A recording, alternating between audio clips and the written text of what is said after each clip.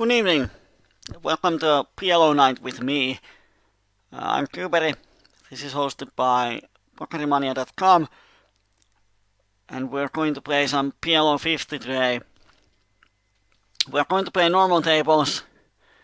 I just looked through the lobby and there should be enough of at least decent tables.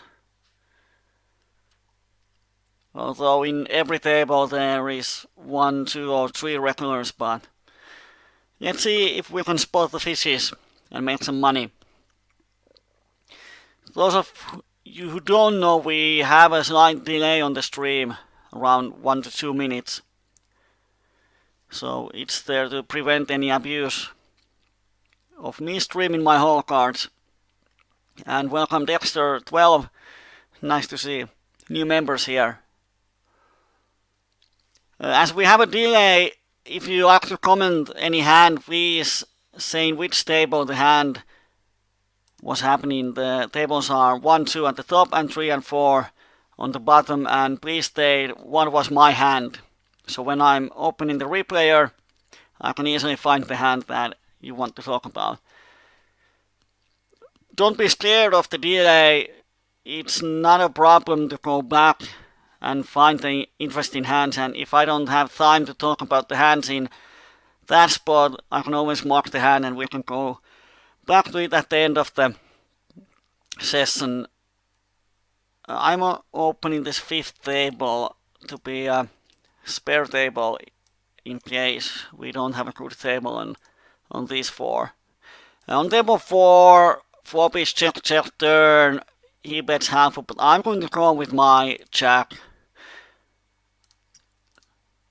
And on the river, I'm probably going to call, because he probably, I don't have any information on him, but he shouldn't put me on full house ever, because I checked the flop and checked the turn. Although it was a limp spot. But he shouldn't bet any flush, he shouldn't bet any straight. So I'm going to make a hero call. And he has a royal flush. So of course he's going to bet it. That's the one flush and the one straight he's going to value bet. Yeah, it's Jokerit shirt today. Have to support the team. Table 3 is pretty wild. The stacks are going in on most of the hands.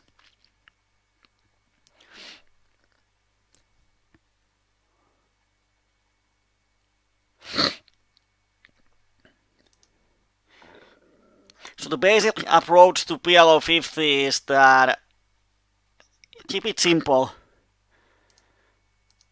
Don't go crazy pre-flop and just wait for the spots. If there's a spot to be an aggressive player post-up, then be it, but basically the money comes from our opponent's bad calls and bad bluffs and the mistakes they make. On the outside table we had a hand. I'm going to open it here as nothing is going on here. Which is called pre-flop. Pocket queens, I don't like to 3-bet. And on the flop, my plan was to check raise him. But he checked back, so he never has a straight there. So turn is blank. I bet he calls and river is sort of blank. He might have 2 pair, he might have a set, although I don't think he ever folds a set there. So against 2 pairs, kings, aces with flush draw. Of course aces he would not have the nut flush draw, but he has a lot of hands that beat me. And I don't think he's ever going to call with worse, but I think he can't call here with overpair that often. So even if he has kings, it's good if he folds. If he has something like 8-7, he has to fold it on the river. So I have a lot of folding equity. Yevgeny is 75-0. I don't know anything about him, so I'm going to bet this flop. There's going to be a lot of good turn cards for me. So even if he calls, it's not the end of the world. And he gives me the great prize to draw my flush, which I do, and I hit the big wrap on the turn. So if he bets, I'm going to call. When he checks, I don't think he ever check raises there with total air, so he probably has King 8, some kind of set, and I need to hit something to win this, but he's not going to fold the turn, even if I put it. So I'm going to check back here and see if I hit the river. And I think he's going to bet now. Yeah, he bumps it. He might have pocket kings, pocket eights. So on the replayer, of course we bet the river, make him fold a ton of better hands, and he happily folds.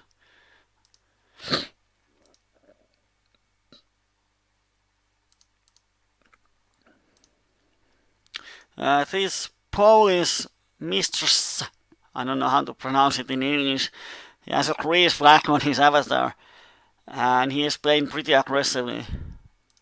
Don't know if he's tilting, but he's a regular. He's on these two tables and he's on the outside table. And earlier, here in the chat, yeah, he got angry because someone won a big pot out of him, so he might be tilting.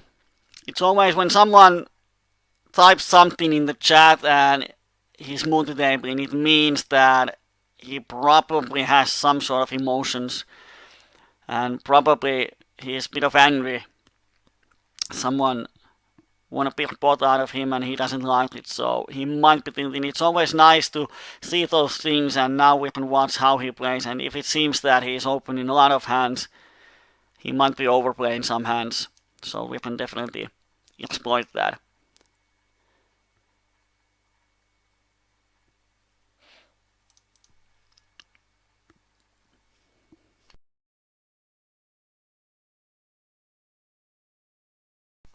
On table 1, Ace King 4 with the flush draw, we have only a cut shot and there's 2 overcards. So I'm not going to c-bet this flop against 2. Of course we hit the nuts on the turn. It's funny that we have a position. I think I'm going to just pot it. I have the blockers to the nuts, so he probably doesn't have nuts. He has a draw. And he calls, and if the river completes any flush and he bets a bit, I'm just going to fold. But now when we have the nuts, I'm just going to shove. I don't think, as I have only 3/4 of a pot left, it wouldn't achieve anything by betting smaller, because when I pot the turn, I represent the nuts pretty much. And he has ace jack of diamonds. So Arni Metsä often says that when he watches my coachings, the PLO seems so easy. Of course it's easy when you flop the nuts or turn the nuts all the time. It has happened many times in the coachings when I say that I'm just going to give up on the flop unless I hit my 3 out of nuts on the turn, and of course I hit it. But yeah, you're going to hit your cut shot 1 out of 10 times, so if opponents give 3 cards, you're going to hit them.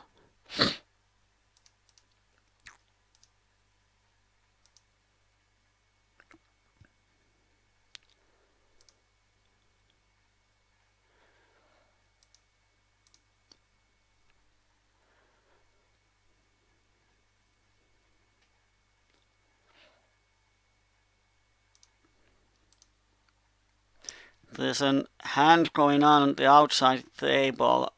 Wow.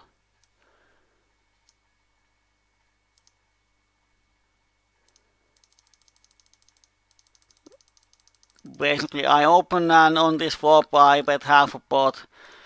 Turn completes straight and the flush, so it's pretty much the worst card in the deck. So I'm just going to give up, and he checks back, so he probably often has a straight here. But on the showdown he has pocket jacks, which I actually had a lot of equity against. So he is pretty call happy player. Here we have a tie player, so I'm 3-betting with my rundown. Pretty easy to play. If he 4-bets, we call and the hand plays itself, and if he calls, we have a lot of folding equity on the flop. On table 1, we have the absolute best hand in PLO, so of course we're going to 3-bet it. And this flop, we probably has a lot of folding equity because the ace is there. Aggressive. I'm going to check this flop. It's so hard to get value when it's a 3-way pot. And I pretty much hit the nuts on the turn. Here I have 2 pairs, cut shot and a flush draw, and he just goes. He probably has an ace, so I'm just going to give him pressure. On table 1, the only way to get value is that someone is low playing a queen. But Avimat is calling, which is nice. And river completes the flush, so I'm going to bet big here. And if he has a flush, he probably calls me. And if he doesn't have anything, he's never going to bluff the river. And he shoves, wow. The thing is that, yeah, I lose to quads. He might have quads. He might have queen 6, he might have queen king, he might have pocket 6s, he might have all kind of stuff. So I'm going to shove this, because there are more of the worse hands that call me than the quads. But see, he often have the quads when he played it this way. But I'm not going to be afraid of quads ever. And when he thinks he doesn't have the quads, often. Of course, he might be slow playing with the quads. And he folds, which is strange. He probably has the nut flush. Oh, I don't know why in the earth he's raising there. And on table 2 we get the flush comes and Yevgeny boards. I have to fold. Sorry. So much going on. 5, 5, 6, 7. I'm going to fold actually, because even if I hit the straight or something, he probably has. And here's shoe. It's his first 3-bet. But I have the ace and I have open ender, I have the nut flush draw, so I'm going to shove for value.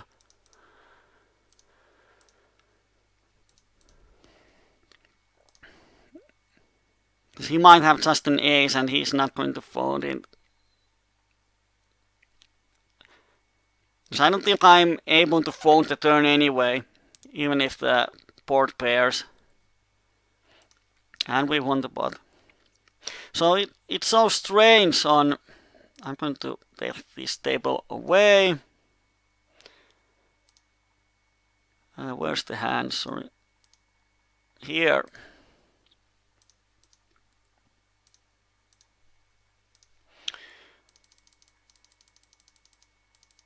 So I have no idea what this Israeli guy had, but obviously our check on the flop made him to try something pretty stupid. He doesn't have a queen, or he has a queen 6. Oh, I hit the nuts on the table 1 again. It's a nutty day. It's always nice when you hit the nuts, it's so much easier to play.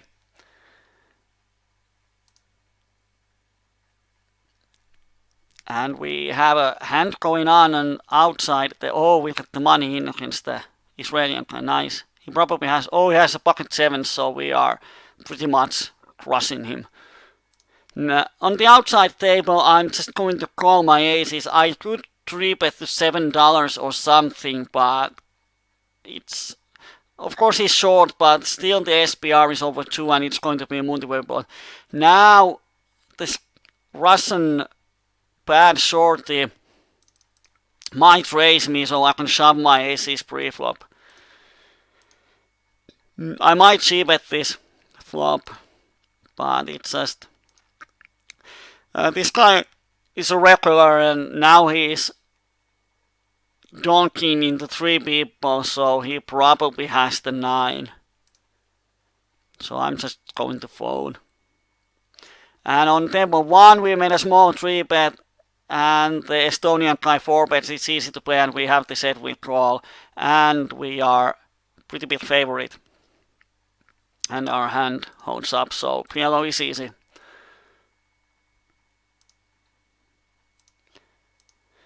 And probably the money goes in here. Yeah. And he has a 9 and he has a 9, so we would be pretty bad shape with the aces. So as I was talking before, this avalanche of nuts, that in here, if he has a queen, why would he check back on this flop instead of betting? So either he has a queen 6 and he pretty much thinks he has the hand locked down. How many bets have? 1 BB, I have only the bottom pair. Yeah, I'm going to just fold it. On table 3 we have the set and Bevo bets the turn. He's probably going to bet with his whole range, so I'm definitely calling at least the turn, and probably going to call the river depending on his bet size.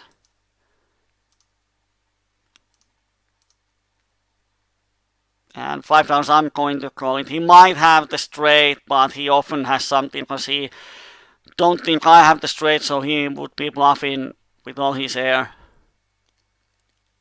And he had the turn straight, which makes sense, but he often has a bluff there. And the turn call is mandatory, the river call is something to debate. So in here, on the turn, I bet, so I represent pretty much aces here. I 3-bet pre-flop. I don't make a c-bet on the flop, which means I have something. So I have ace queen type of hand, or I have aces, at least an overpair. And he calls, so he might have a queen king. He still might have 6s, queen 6. If he puts me on aces, he thinks he has the best hand. And on the river, when I bet, and he raises, that this is slightly bigger than min raise. So this should be always for value. I don't ever bet fold aces here when the flush comes.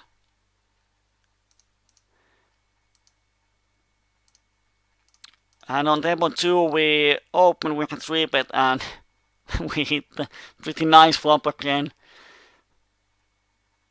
I'm going to make a small raise that I might make as a bluff. So he might level himself of shoving. Let's see what he does. If he has air, he's going to fold anyway. But I don't think we get any value out of his air anyway, so I'm going to continue with this outside hand that I've been trying to discuss for the last 10 minutes or so. So I pretty much have, if I think about my range, I don't ever have air when he calls a turn. He probably has at least a flush draw or a queen. And I would never bet my pair aces here. I would check call if I think he might be bluffing. So pretty much the bottom of my value range is ace high flush. Not flush and full houses. So when he makes a small raise, this is definitely for value. So he might be valuing against my flush. He might have the nut flush himself, but I wouldn't bet here with the jack high flush. I would check call. So his raise is pretty strange, because if he has queen king, why would he raise fold? Because the only hand that beats him is a pocket kings, which I shouldn't have that often. So I don't know what he had, but it's really strange. And Bevo is sort of aggressive. I suppose. Well, he has never check raised. Well, I'm going to check back this flop, and when I check back the flop, I sort of have to call the turn. But he checks the turn, so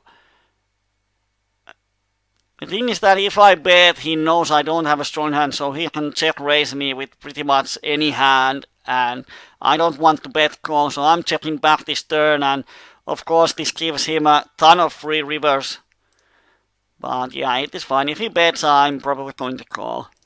And it goes to showdown, and well, he had air, so I don't think he would have made moves with that. Two pairs and open ender against sort of aggressive guy. Let's take a free turn. We have a nice bluff catcher.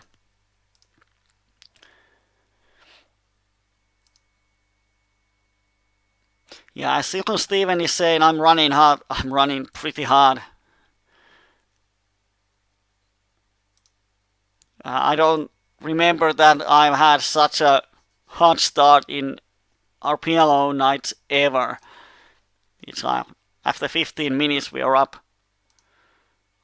$150.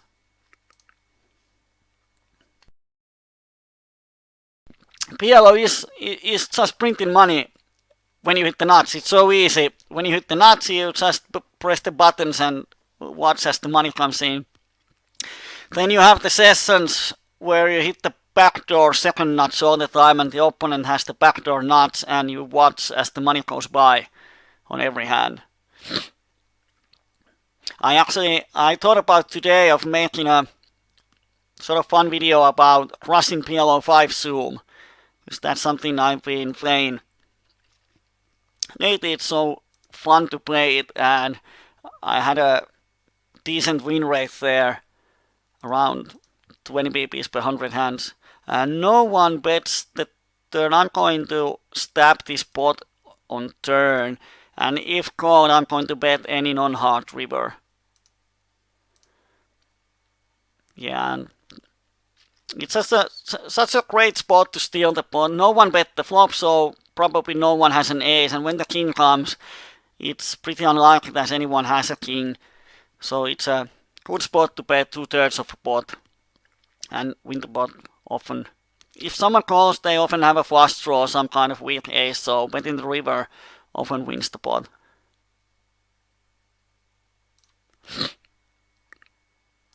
So I was thinking about making a fun PLO 5 video, because on PLO 5 Zoom I play pretty aggressively. I'm not playing any loose aggressive, I'm playing tight aggressive, but it's aggressive. I open for value, and when I open for pot, and I put a lot of pressure post flop. It's basically playing a lot of hands that can hit something nice, and when I hit, I want to play for the stacks. So my 3-bet is around 10% or something. Oh, we have a nice all-in on table 1. And we are pretty bad shape.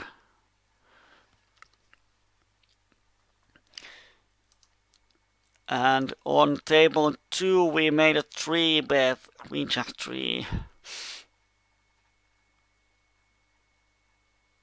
This guy calls our 3-bet, so he has a rundown so often that I'm going to give up. So I'm going to make a fun PLO vid about crushing the PLO 5, and after 15 minutes of play I was down 12 buy-ins.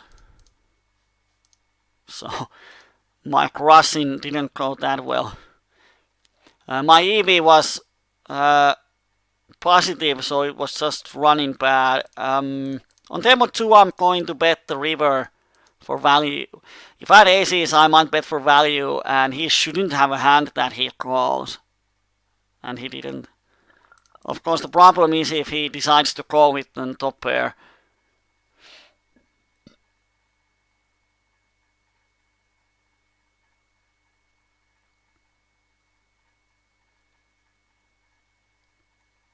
I don't know what this Arimetsa means. It's not Kyyberi doing a public-private coaching. I don't know if there's an error, but I think I am going to do a public-private coaching.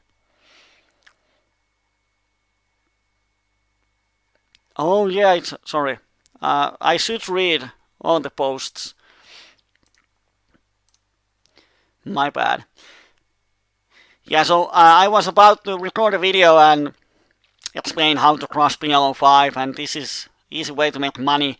And then I just happened to have the nightmare run, like aces versus aces, pre-flop 200 pips deep, and I lost it, and backdoor nuts versus second nuts all the time. I need 3-bet pots, nuts versus second nuts. So it's not always easy.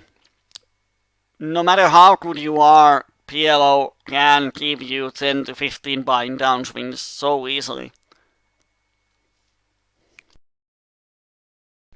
So when you have a upswing like this, it's always nice to enjoy it. And remember, next time when I have a bad run, I remember this coaching. And yeah, on the morning you might have a nightmare run, but on the evening it all evens out. But when you are having a downswing, if your game goes from your A game to B or C game, so you're getting slight tilt and you start to make mistakes, then when you have an upswing, it doesn't cover up for the downswings. And that's something that some regulars are struggling with. Their A game is sort of winning money, but when they have a downswing, they drop down to B or C game, and overall, they are actually losing money. The Sunday's private coaching is a league finder. It's not going to be any live play or watching video. I have a hand histories from one member, A13R, if I remember it right. And I'm not sure if he's coming to the broadcast or not, but anyway, I'm just going to go through some of his hand histories, try to spot out some spots where he's making mistakes and try to figure out why he's losing money. So it's going to be different because there's going to be spots that I don't ever put myself into.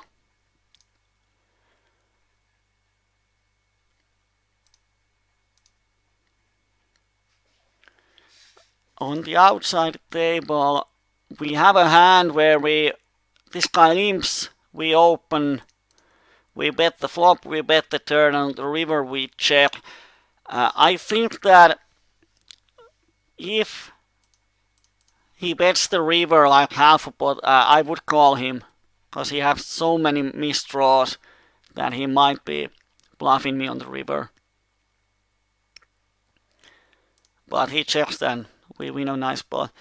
Here on table 3, Sora, we have the nut flush draw, we have the gutshot, we have the overpair.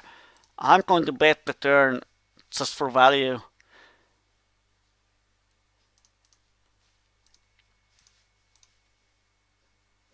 And if he raises, I'm just getting it in. Against two pairs, I have a lot of equity, and he might have some sort of overpair, which I still have equity. Table 2, I'm against min raise and the call. I'm going to pot it pre-flop, and again the flop is king queen, which sucks. And I'm just going to check back, and it's even worse, but if someone bets this turn, we don't really have to think about anything but folding.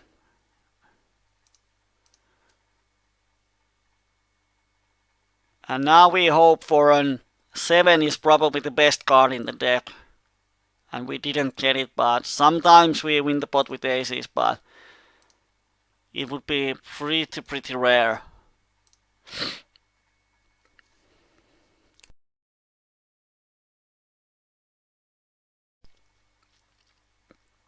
And there was a flop set against the wrap, so if we would have 3-betted, c-bet the flop, he would have raised, he would have called, and we would have just lost our money. So we have another site.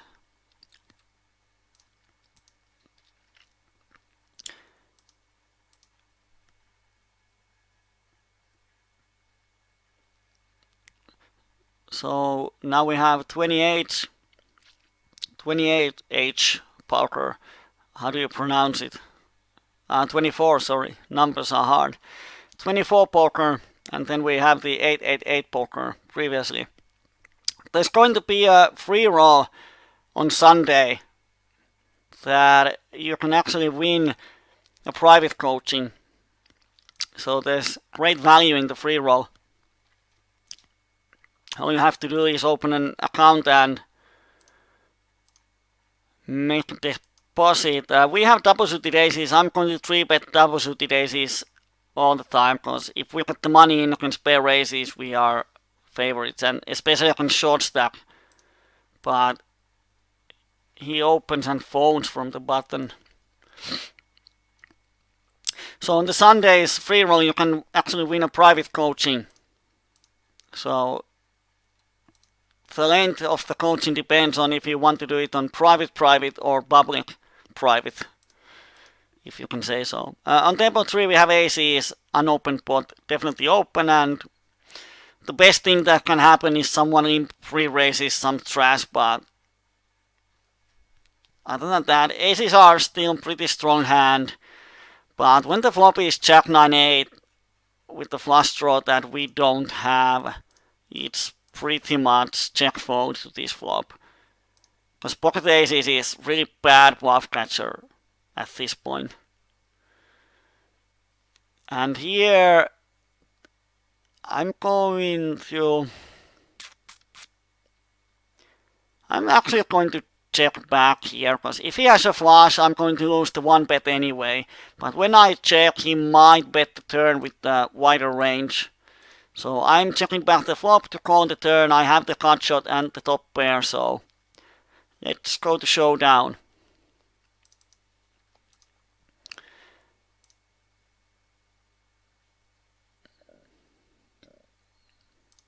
And we actually can't go to showdown, and he has just pocket tens. So he seems to be a pretty honest player, because I would have expected him to bet the turn and turn his hand to a bluff. Because when I check back the flop, I should have a hand that can't call turn and river bets.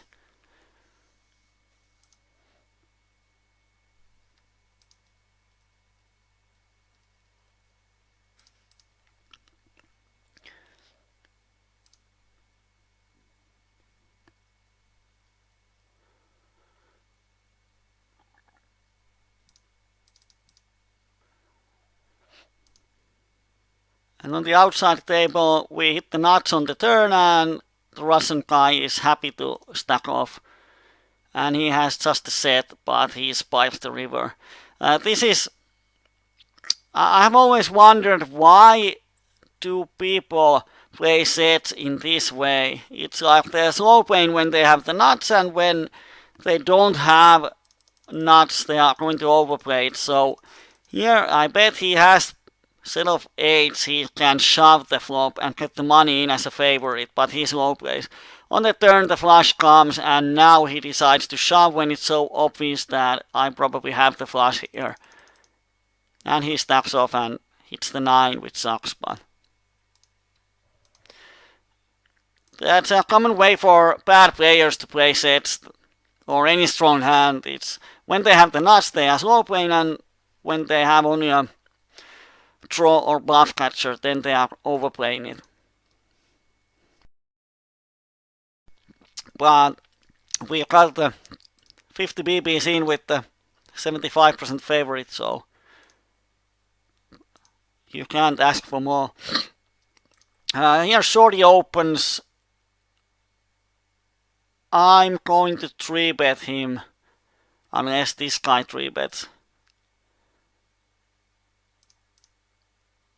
And often what happens if this guy calls, I'm going to 3-bet anyway, he shoves and he or she has a tough decision.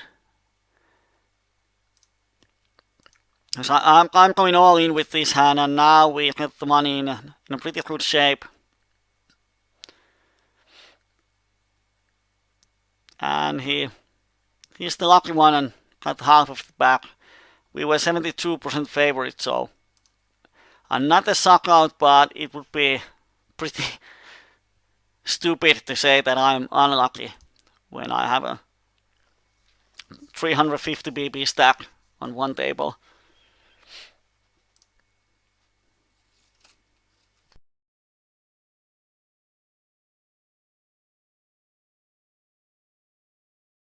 On table 2, there's a min raise and one call. We can definitely set mine from the button.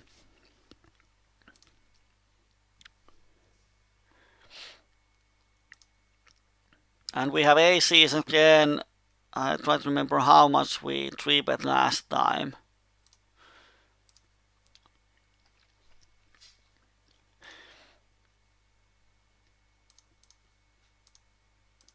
And everyone just calls, no one 4-bets, which sucks, but the flop is decent. And now when the flop is 4-way, no one is raising me as a bluff. Or they shouldn't.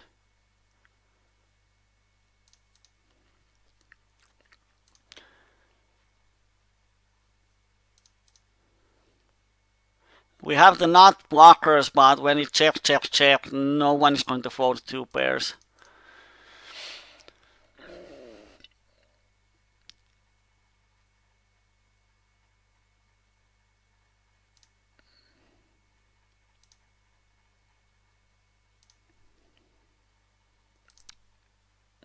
And we win the pot on the flop, which is nice. On the outside table, we have pretty similar situation against the Valero. We have the nuts on the turn, so I'm just potting it because he's never folding a set here. We know it. And he raised me on the flop, but he folds. Because the reason why I bet the turn bit is I know he can overplay sets. If I didn't know that, I would have probably bet smaller on the turn or check the turn, because then his range is heavily made up with the straights. But as I know, he has a lot of sets in his flop raising range. I think I'm just going for the maximum value.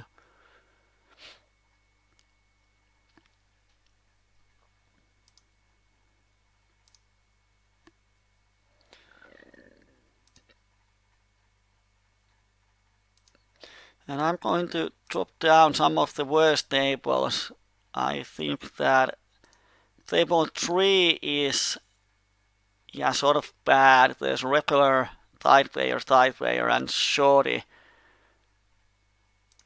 which sort of tight is 2. And there's 3-bet call. Damn. I think I'm going to call. It's just my flush is on queen high, but I can hit the set and I can hit the straights, and of course now the money goes in and SPR is 1.5.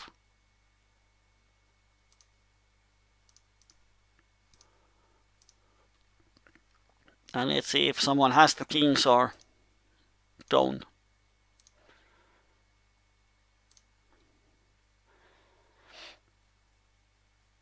And he has king 7 and he's drawing dead on the turn. Here I'm going to check raise against this Canadian player. And on table 4 I have overpair and the nut flush draw, so I'm going to bet it.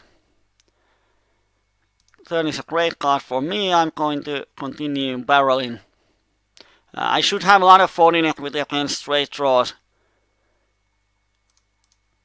And I have, even if he calls me with his draws, a lot of his straight draw outs are dead because I have the flush draw. So this table 4 is actually sort of bad, so I'm going to sit out and let's change the table. And on table 1 I totally missed the flop, so I'm going to just bet fold it. And when he calls, I'm not going to try to barrel him because it's a rainbow flop. He might have 6-9 and he can definitely just call on the flop. So I'm going to give up. Sorry, I had a hiccup. And now he probably bets and I thought, oh no, he just checks. But I don't have anything, so I hope it goes to showdown so I can see what he has. But I think he should bet the river, no matter what he has.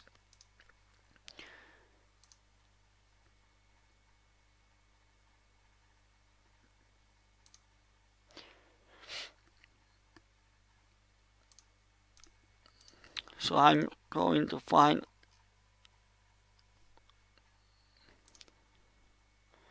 table 2 is pretty decent because we have EPIP 56 and 63. So we are, of course, this guy is shorty, but he plays a lot of hands and folds a lot post flop, which is quite nice. On table 1 we have a regular,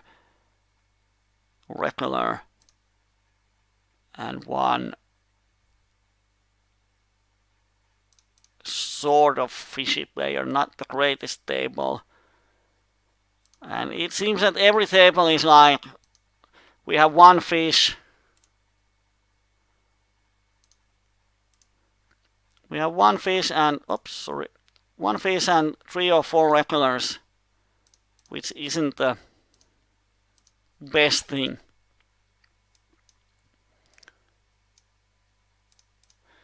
I'm going to put this table here because I have aces on it.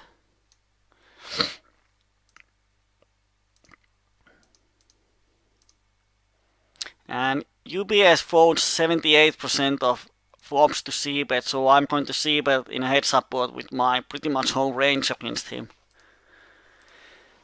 And here it's an interesting spot on table 3 because we have the open ender. But still I think if this guy raises, he probably has a hand because we have the short stack involved. So I'm keeping it simple. I'm going to bet until this regular gives me a reason not to bet. And now he raises, so the thing is that he might be doing it with wide range, but probably he has at least rips here.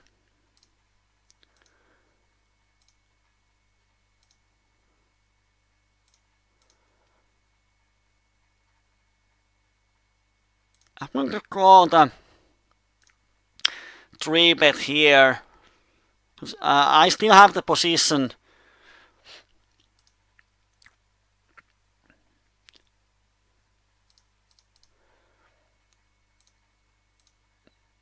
And let's see how much he bets. If he bets full pot, I probably have to fold, but he's nice enough to give me a free turn. Which actually, if he has aces or one pair, I have a few more outs on the turn.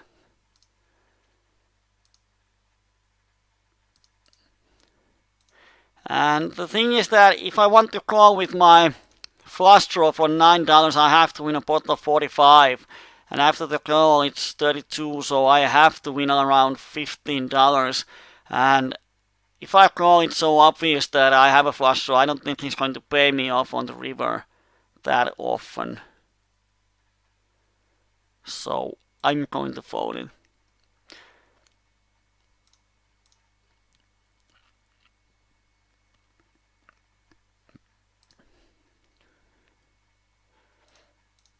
And on table 2, we had a double paired hand, we're not going anywhere pre-flop, and when we don't hit the set on the flop, we are just giving up.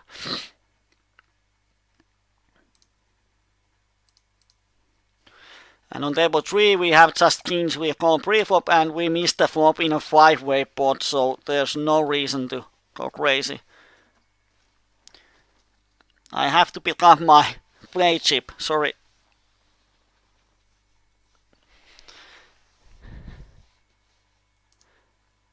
I have to have something that I can roll on my fingers when playing.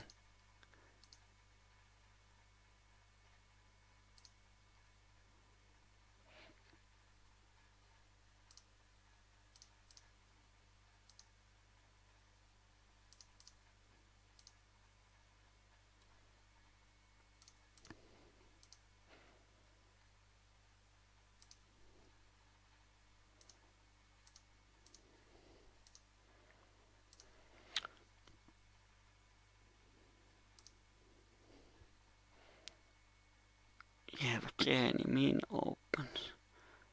I'm going to 3-bet as I have a double paired hand.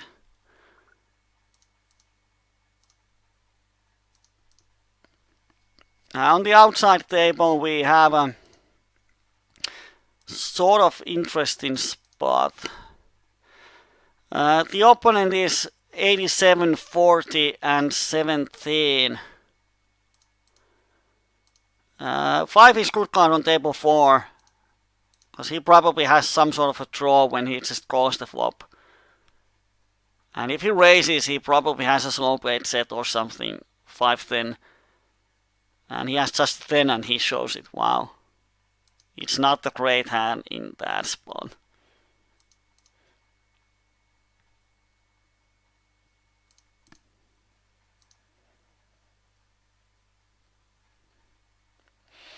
So I'm going to go through this hand.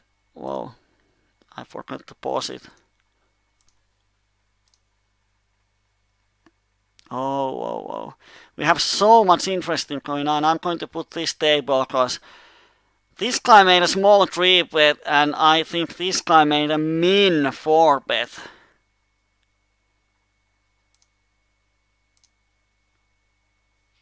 And he has 4-bet all kind of aces hands, so not sure if I can fold at this moment. He probably has at least an ace off, and he might have quads because the bet sizing is so small. If he bets the river, I'm probably going to just fold. No, we have the same hands. So it was not that interesting. It was funny that he 4-bets pocket kings.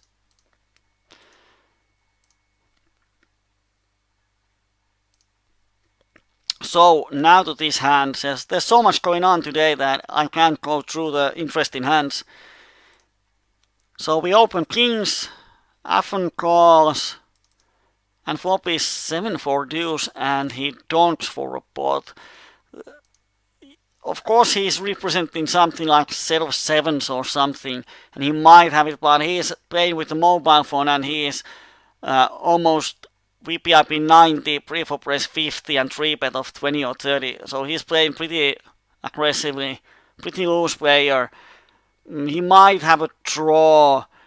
The thing is that if he was any tighter player, I think I would just fold, but now his range is so wide that I have the backdoor straight draw, I have the backdoor flush draw, and if he has some kind of weak hand, he might slow down on the turn, so I'm just going to call the flop anyway and see what happens on the turn. And turn gives me backdoor straight draw and a backdoor flush draw. So even if he has a pocket sevens, we still have outs.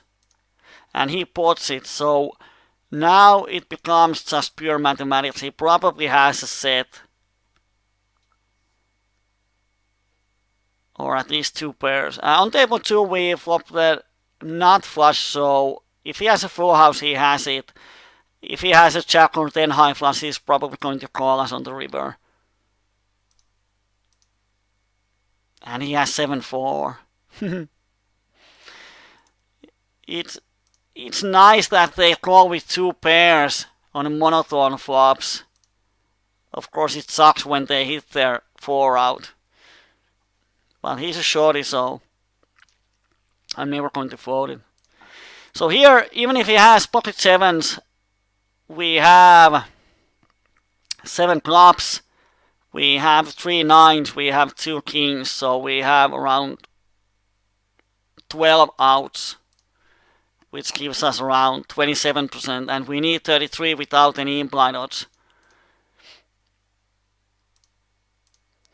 And I think if he has a set, we're going to get some value out of him. And the flush comes and he bets for 10.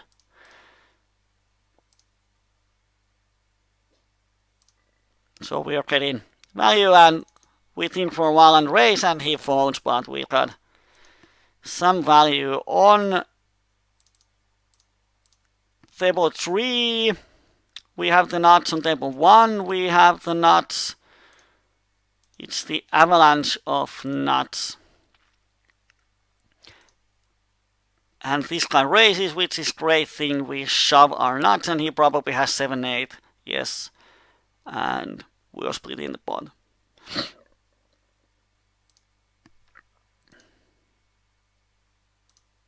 And again we have aces. Nice. If I forgot to go through some hands, I'm sorry, there's so much going on that I might have missed something. If there's a hand or situation that you would like to hear or talk about, just say it in the chat. And we have aces on table 1 again. Poker is so easy. Oh, he folds. Down.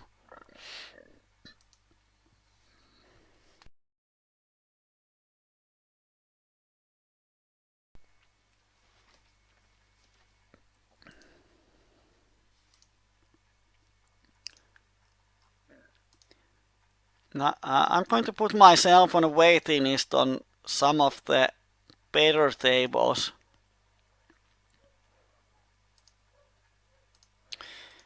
So pretty much on some of our tables the flop percentages has gone pretty low. But let's see what we have here. Adamson seems nice. Out of 5 hands he's 100, 100, 100, and we have the aces. Now please 3-bet.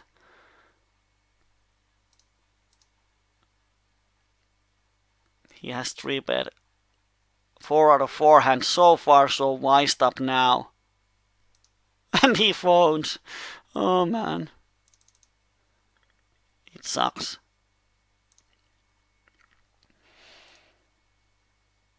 It's just, he has 3-bet every possible hand so far, and we have aces, and he decides to fold. That is cruel. It's sort of a bad beat.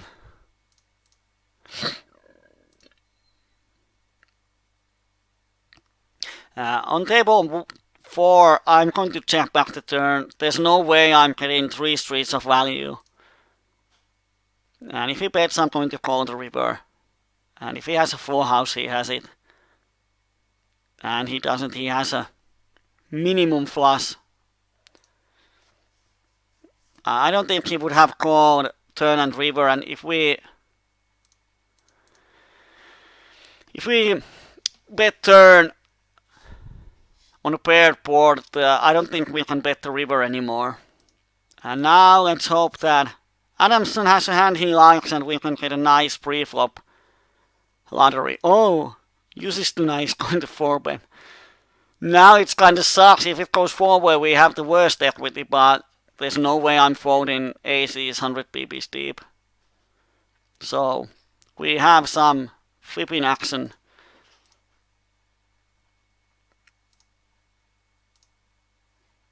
I'm going to open one table and then we close. And we are aces against aces. And we lose one pot. And we get half of it back. Wow. So it was justice after all. He sucked out once and I sucked out once. And I think 73, how much we had before the hand, I think we can actually... Yes, we won $2.75 there. So what table are we going to close? I think that table 3 is going to be a pretty bad table.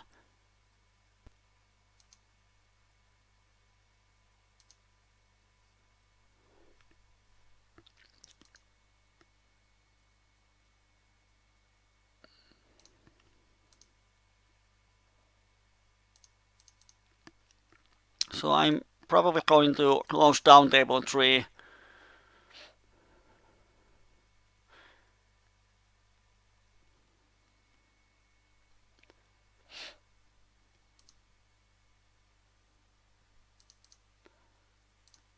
So we can get some better tables. Of course there's the Jusistuna, but not sure how fishy he is.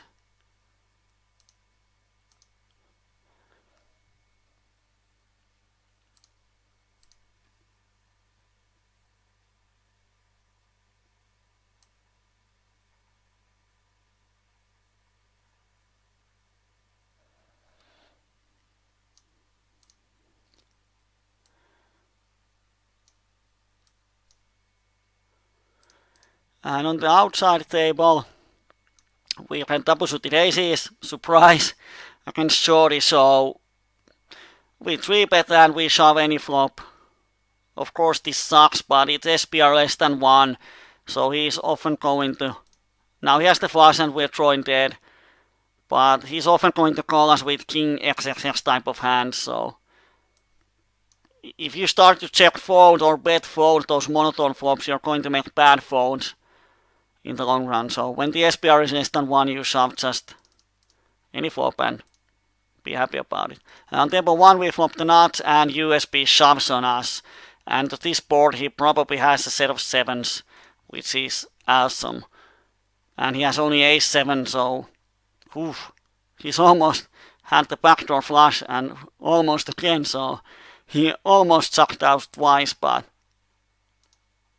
we won. Yay.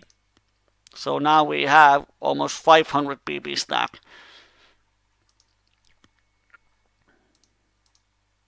Now if he leaves, I'm going to leave too, because there's no value on the table anymore.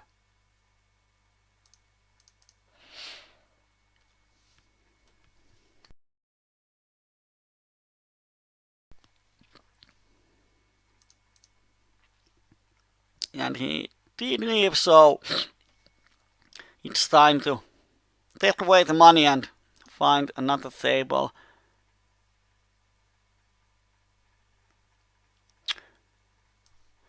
On table outside, Jusistuna is 3-betting us.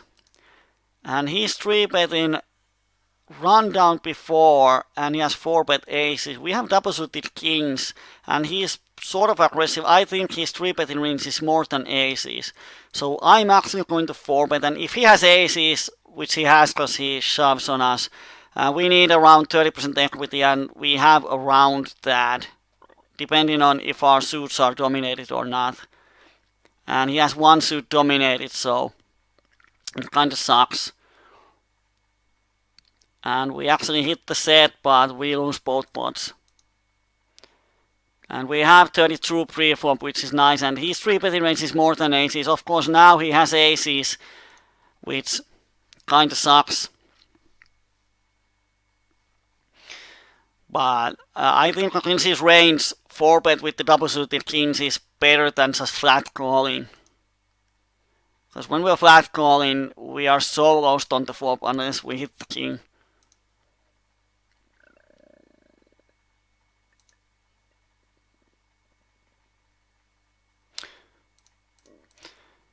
Simple Steven is asking how many aces we've had. Well, In PLO you get aces 1 out of 40 hands, so if we have played for an hour, we have had around 400, 300 hands, so we should have around 10 aces, which might be true. We have 2 pairs on the river, so if he bets, I'm probably going to call. And we split the pot.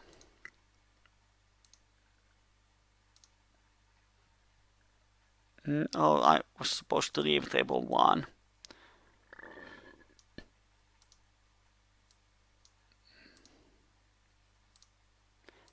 On table 3, when we just call pre-flop, I'm going to check call the flop. But when he checks, I'm definitely betting, and if he raises, I'm not sure, probably get it in, because he shouldn't have ace that often.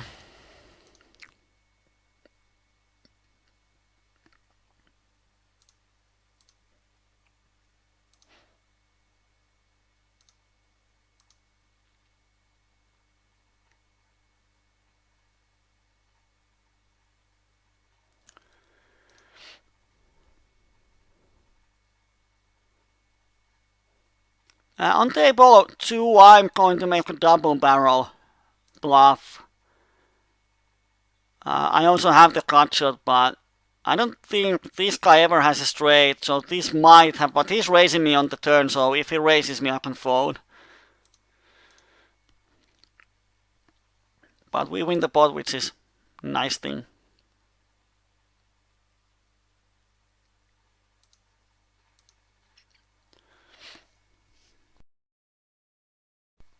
And now it's a sort of cool down.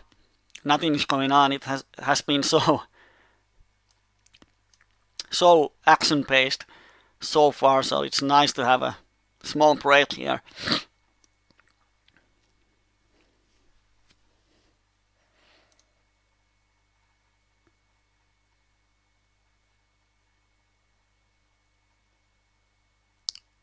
Yeah, this guy doesn't fold his small blind, so I'm not going to open the button against him.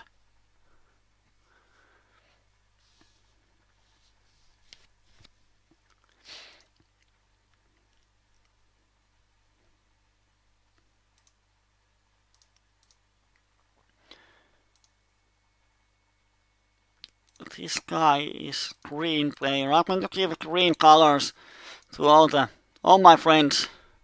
This guy is aggressive.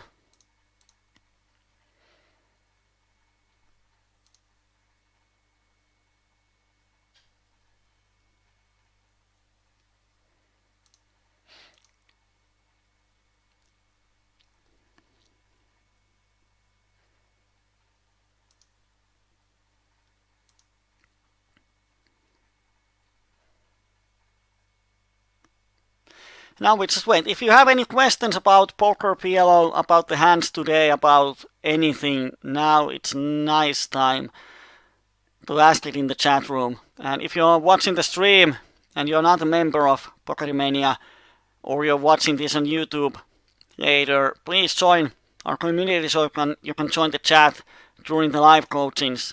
And it's absolutely free coaching.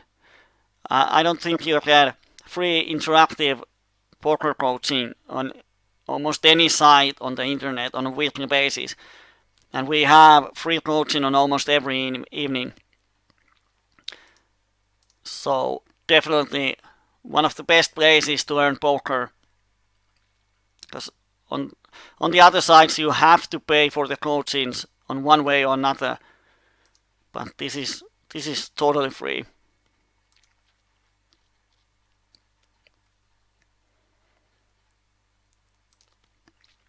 And now the avalanche of nuts has ended.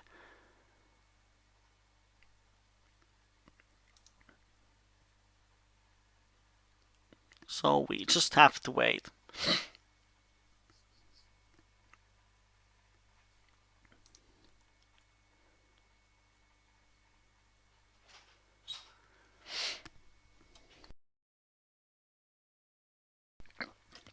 I think that on next week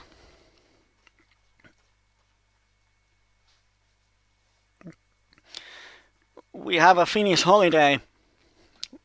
but I think it doesn't affect the Wednesday. So Arimetsa is going to correct me if I'm wrong, but next week we have the Wednesday PLO night as normal.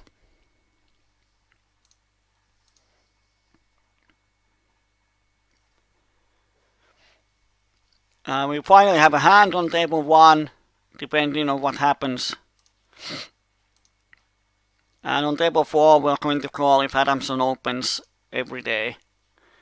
We hit top pair, so this is probably going to be a call down unless the board becomes super bad. And we have 2 pairs on the turn, and he bets small. I don't think he ever has a flush there.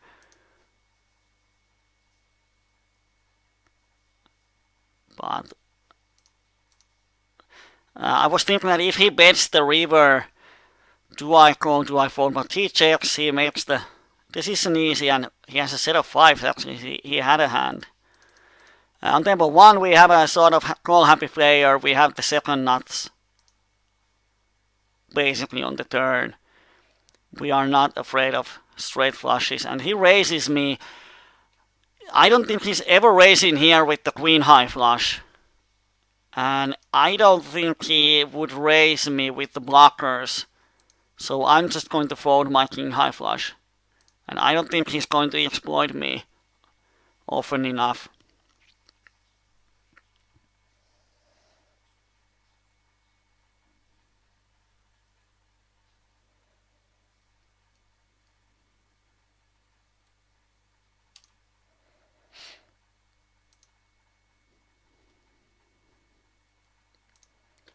And then we fold, fold, and fold some more.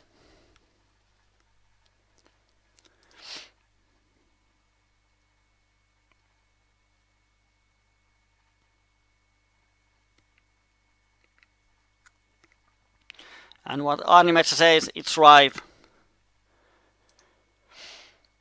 If you register to our partner sites and play through our links, we can offer you a lot better content. It's min raise pocket 9s with the nut flush draw. I don't think this is decent enough hand to call, because this uses tonight is going to call, and set of 9s is sort of, it's not the nut if we hit the middle set. Like on this flop set of 9s, it's nice, we have to stack off, but against any decent stack off range, we are pretty much flipping or behind.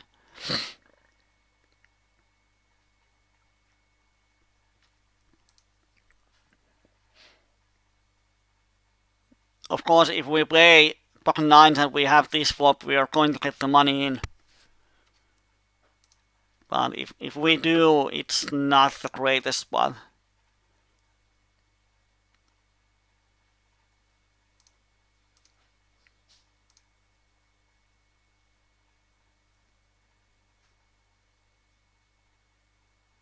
Against aggressive player, I'm not going to 3-bet my pocket queens. Pretty much I'm going to 3-bet him only with hands that I'm willing to shove pre-flop. Because I suppose he's going to 4-bet with wider range. He hasn't 4-bet yet, but he has 3-bet pretty much all kind of thrashy hands, so he is here to gamble. And we get a decent card on the turn. Of course, queen would be better, but now we have a 13 out of wrap.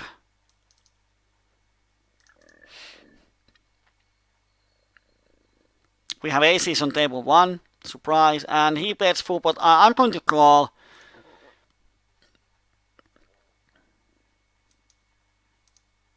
And of course, if someone starts to raise, it's going to be bad spot, but Bevel Books is, I'm going to check back and turn my aces into more of a bluff catcher. This is a great card for me. And what happens, he raises, he shoves. Oh dear. I need almost 30%, and if all my outs are alive, I have only like 12, so I think I just have to fold it. And on table 1, I'm going to call the river. I don't think there's much value in betting. Maybe pocket kings might call me. Yeah, and he had a flush draw and cut shot, so I didn't have that many outs.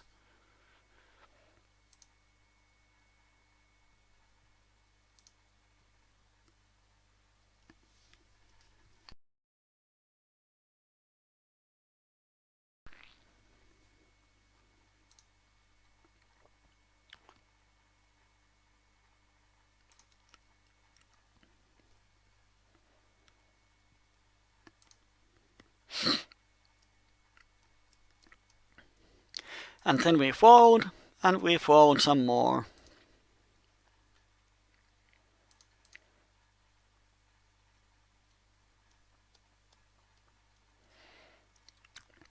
Table 1 isn't greatest scene things, he's a green player, but he's a regular and he's playing sort of tight.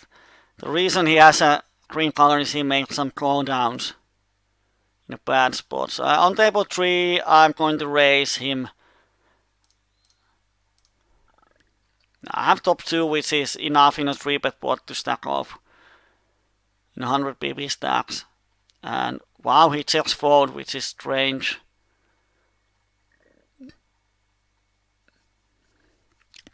I don't think he should check fold with any hand if he 3-bets out of position and he gets a heads up pot.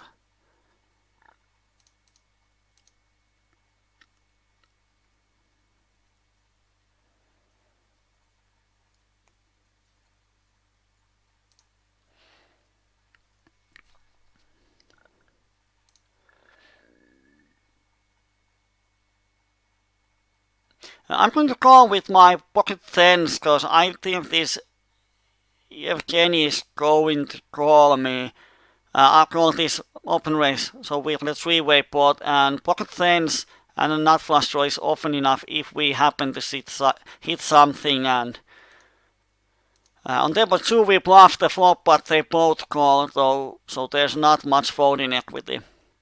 And here I'm going to raise him. I haven't raised this Polish guy a lot, so I think he has to fold a lot of his range. Which he does.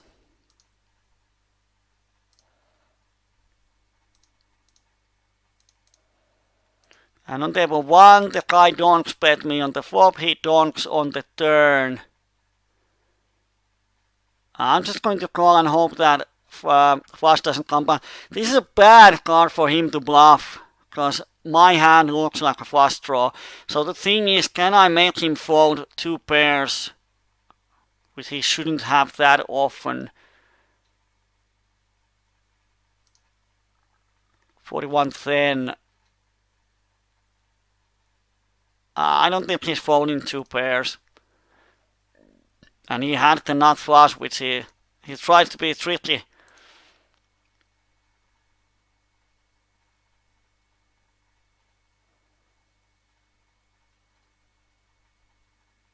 I have the nut blocker, but this guy donks around 20% of the time. This is a great flop for him to donk, but I'm not going crazy now.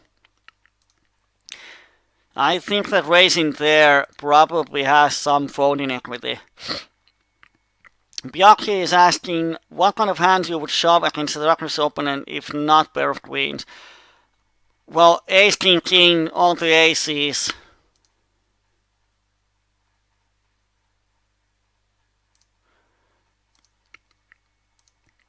That's pretty much about it. Oh, this is Finnish guy. And he pots the turn. He probably has a hand. I had a pocket 10, so if the turn was an ace, 9, 8, I think I would have turned the hand into a bluff with my blockers. Or if the board pairs, I probably raise him, but now when the turn is blank and he bets full pot, he probably has 2 pairs or better. He's definitely not bet folding.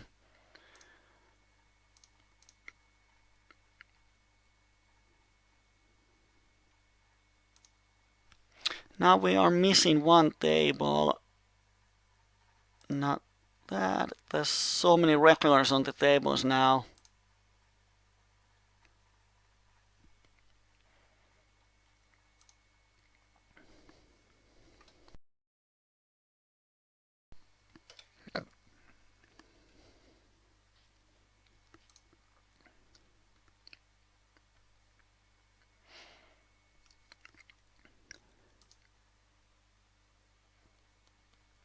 Or if I have hand like ace, king, queen, queen, I would shove pre-flop because then I block the kings, I block the aces, and even if ace or king comes on the flop, my hand is not often dead. But with just pocket queens, if he has a king in his hand, he has a lot of equity against us.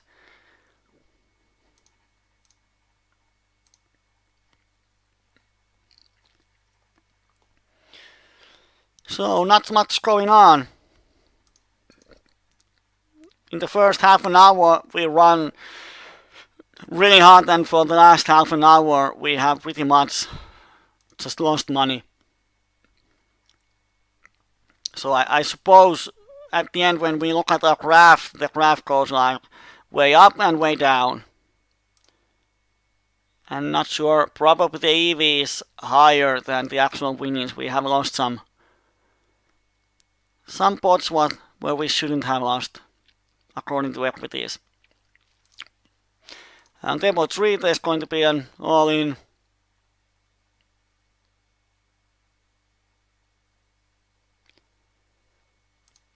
Or not.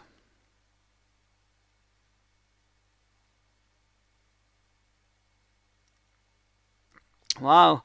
Renan is a regular 4 bets ace queen queen double suited.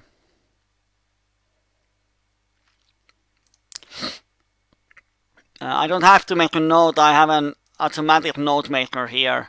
So when the hand is processed, it comes here that he 4 bets ace queen queen.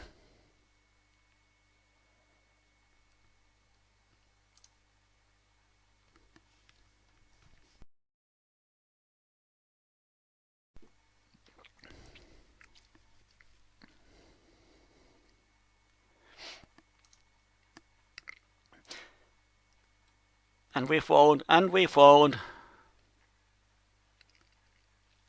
It's like good hands come in waves.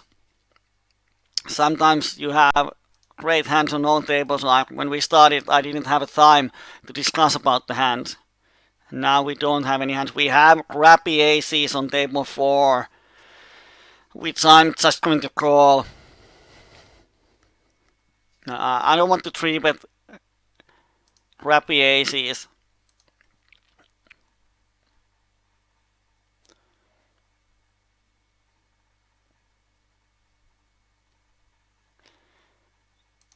And if it goes check, check, check, check, I'm probably going to bet this flop.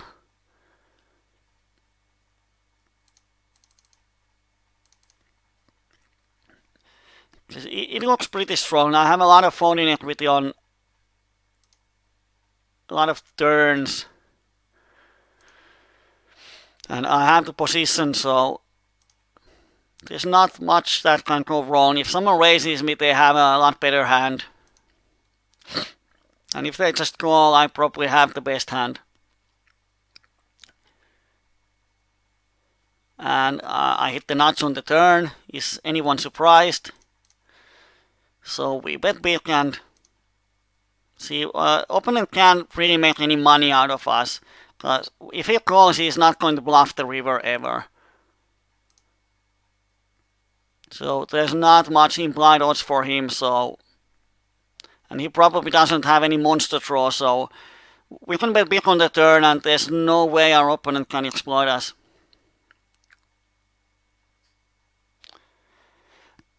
Is there ever been a situation that I put 100 BBs pre-flop all in against one player without aces, kings, ace king queen? There has been a lot of situations. It's like if Guy's 3-betting a lot, I'm widening up my 4-bet range. So I might 4-bet him with double suited rundowns. I might 4-bet him with double paired hands. Yeah, can he 3-bets? He has 3-bet rundown. I have ace king queen queen, so I'm going to shove this preflop as he's so short, 40 bb's. And if he has aces or kings, then we just have to suck out. And if he has any other hand, we are probably ahead. So if I made a loose 4-bet, something like 7, 7, 8, 8, and Guy 5-bets, I have to get it in. Or if I start to 4-bet, oh, he has kings, it sucks. Let's see if we can suck out on him. Yes, we can. It's always nice to suck out. Or if I 4-bet with rundown and he shoves, I just have to call. So basically, every time I'm in a loose 4-bet or 4-bet without aces or kings, and the opponent 5-bets, I always have a hand that if he shoves, I can call. I don't think I have a 4-bet fold range, 100 bb's deep. And of course, in multi-way boards, it happens often. I open, someone 3-bets, I call, and someone 4-bets, and suddenly the money goes in 5-way. One out hit the nuts with AA. What table it was? Was it this one? I don't even remember. Yes, I had one out to hit the nuts, but I think I have one deuce of spades and deuce of spades is a nuts for me, and that's about it. But one out is better than 0 outs. As long as you have outs, you always have equity to win the pot.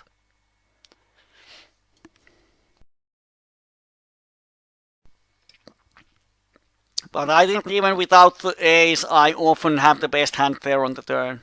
Of course, when you have the nuts, you don't have to think so much about betting, you can just bet. And on table 2, we have the trips. Probably against any one player we are getting it in because we have ace-7. But if someone jams and other player jams, we probably fold because then someone has a full house already.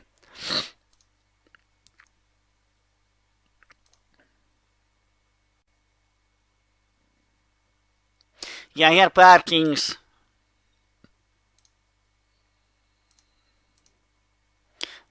Well, he has a flush draw, but we have a flush draw. We have the ace, and we block one of his outs. So it's the overcard has a lot of value. Because the ace comes 3 times more often than a king on the flop. And I block his straight outs, so he doesn't really have much to hit on the flop.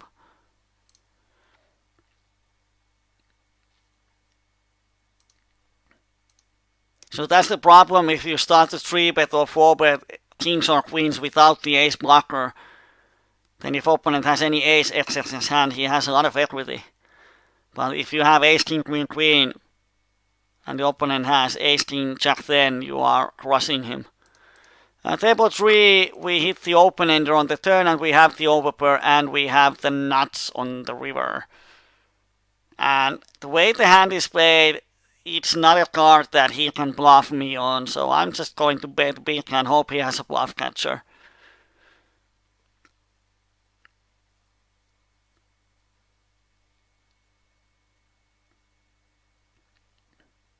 And he thinks he might actually have overpair 2 pairs. Too bad he didn't call. The AI is asking what's my favorite at World Cup. I think this has been asked on all coachings during the last month or so. I don't care who wins. I only like football where the ball is actually held in hand. The American style. But if I had to root for some team, I would root for England. Because I think it's pretty much the only country where they actually try to play the game and they don't have just guys jumping around the field trying to act as they are hurt. On table 2, great flop to c-bet, but if someone has a high pocket pair, they are probably going to call anyway, and I'm not going to 3-barrel.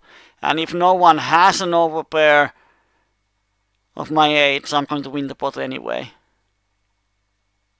So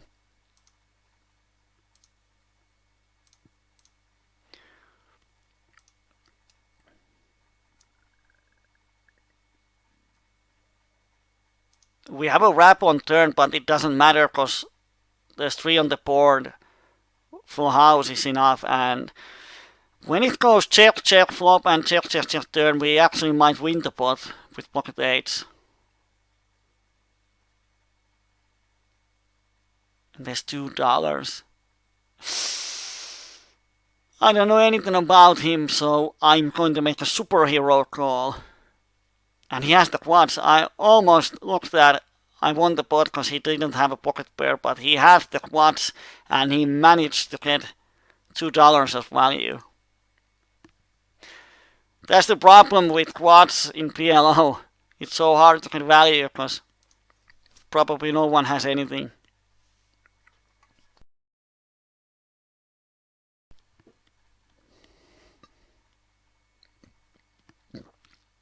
So, and England hasn't won a World Cup in I don't know how many years, 50 years.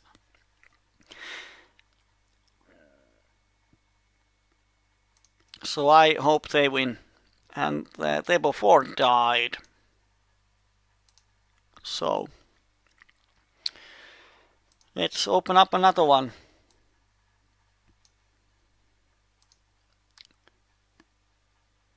And table 3 is full of regulars. Not going to play there.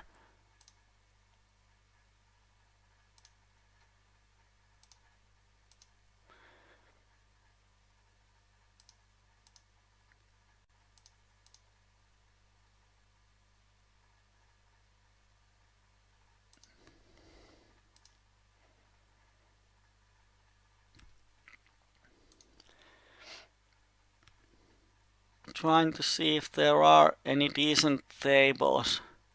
But there's the same regulars on every table. That might be good. That is none.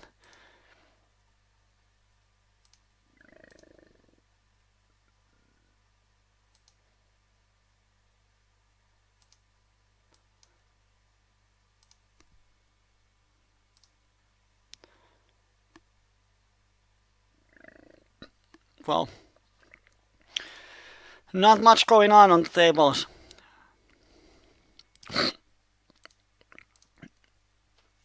So I'm going to change the table 3 for the last 15 minutes.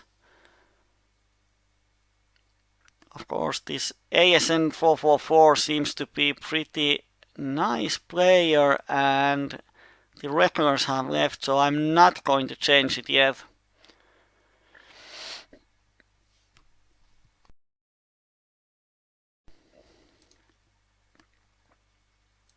And with 3-bet and call, we have to call. We have some ways to hit the flop, and we don't.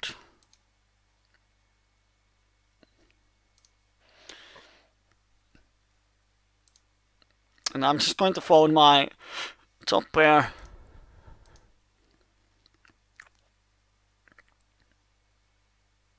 Wow, this guy doesn't have aces because he didn't shove, and my, he bets 1/8 of a pot or something. You have a straight on table 2 and the flop goes check, check, check, so I was about to bet, but when this guy bets, I'm just going to call. And there's raise from the shorty, so I'm going to give him a respect.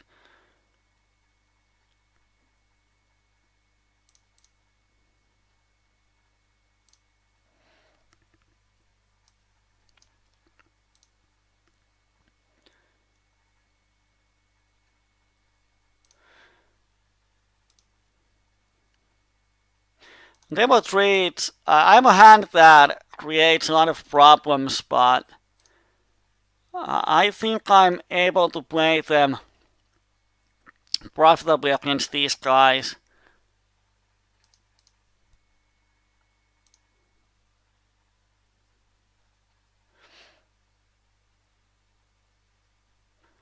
And he shoves $16. I need 25% equity. If he has a straight, I don't have it. So I just have to fold.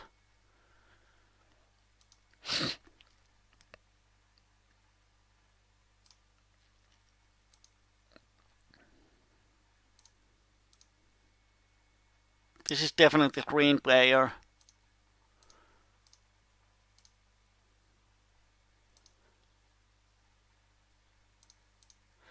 We had the pretty much nuts on the flop, but no one bet, so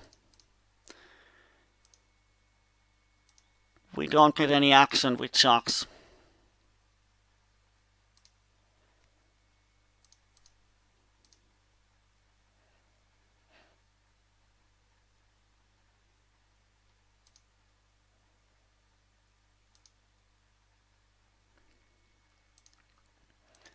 And against one player, I'm going to see bet this flop all the time. Half a pot, he's going to fold half of his range, which means we are making profit.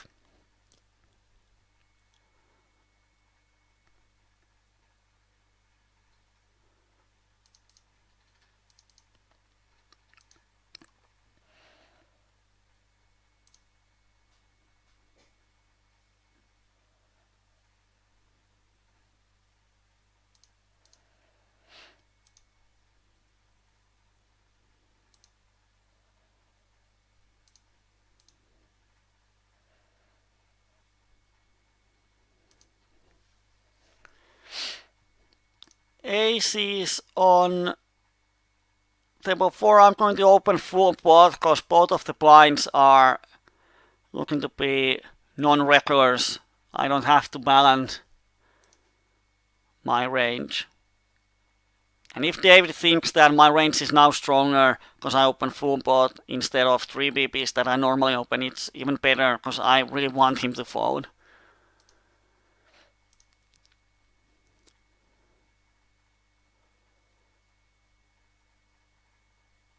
And the flop is crappy. I'm going to check back. And on the turn, of course, when he checks, we have to bet to protect our hand. And don't think he's going to check raise turn when he checks so quickly.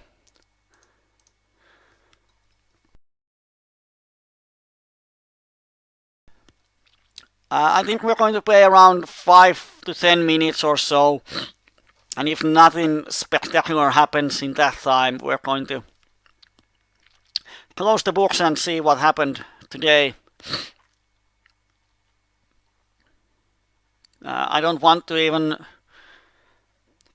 estimate if we are winning or losing, because in the first hour we won money, and in the last hour we have pretty much lost the money, and we lost some flips, 100 BP deep, 2 or 3 of them.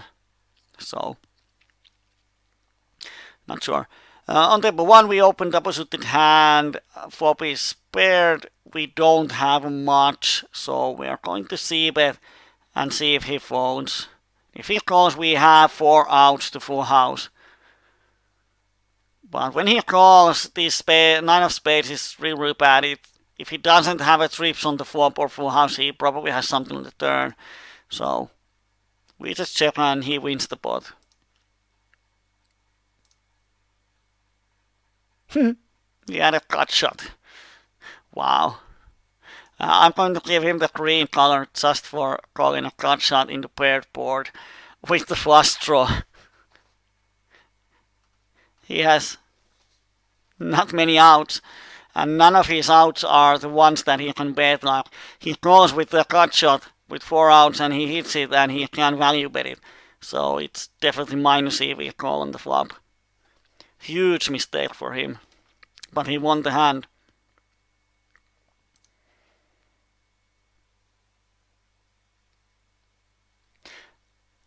And with that playing style, he has over 500 BB stack, so I suppose he has been lucky today.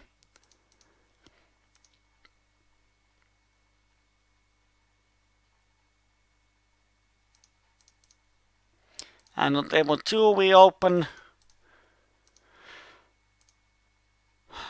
against Guy. And the problem is that on the flop we see, but on the turn we can't really represent a full house, but he might have a flush draw. So I'm going to bet if I can make him fold. And he goes with sucks.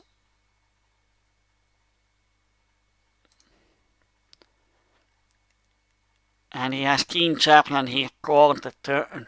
Wow. That turn call is really bad because he can't beat much.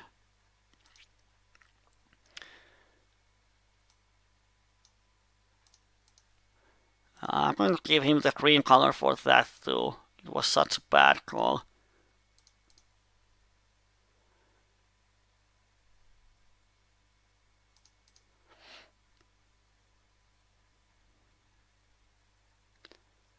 On the outside table we have a pretty decent spot. It's a 3-bet pot and we have the second nut, so of course we're getting it in. And hope he doesn't have pocket tens, and he has dead hand. Well, he has 2 outs, 2 nines. And we win the pot of $130, which is nice. So that's the power of 3-betting with wider range. Wow, this guy bets. Well, I have only top pair. He might have 2 pairs set. He might have backdoor flush, so I'm going to fold on table 1.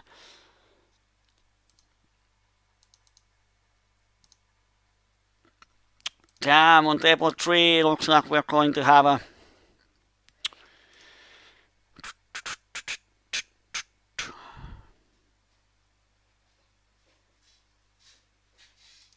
wow.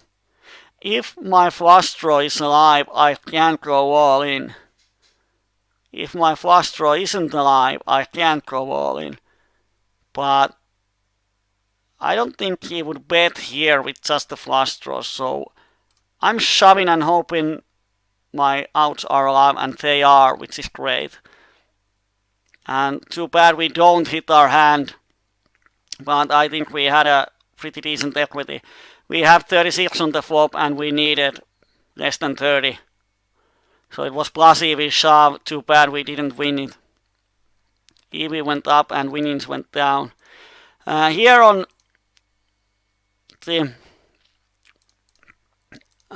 hand I was talking about, that we 3-bet this guy and he puts us on aces, and this is a paired flop. And we have seen that today I have checked back pretty often with aces because this is a great spot for aggressive players to check raise me on the flop. But now when I actually hit the flop, I make a half of a c-bet and he makes a move with his wrap and he's drawing 2 outs. There's a friend of mine on table 4.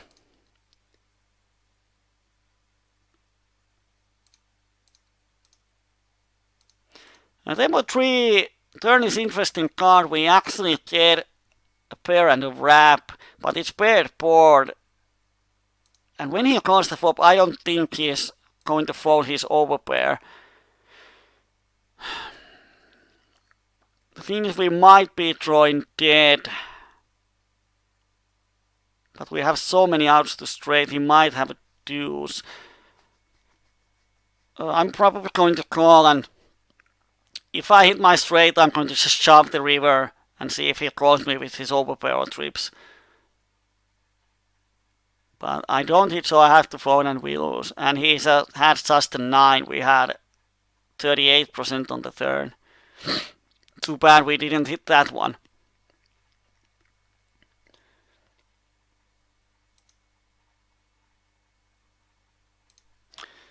So the last Last hand hasn't been great for us in terms of winnings. In terms of poker, they have gone pretty well.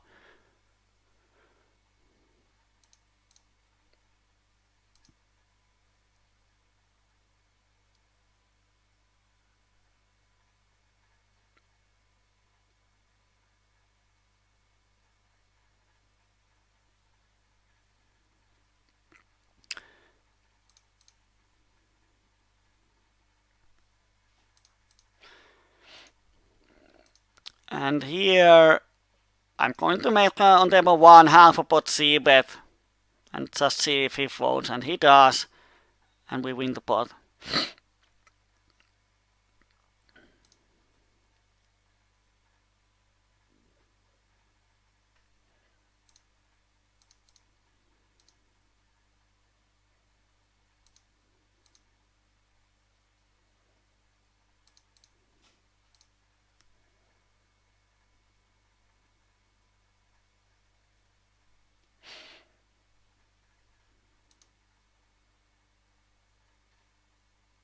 I'm going to fold my 8 high flush draw here on table 2.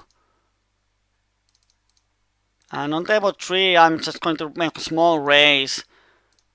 That min bet often is a king, but it might be other than that. And when he calls, he definitely has a king or pocket aces. Anyway, I'm pretty much beat here.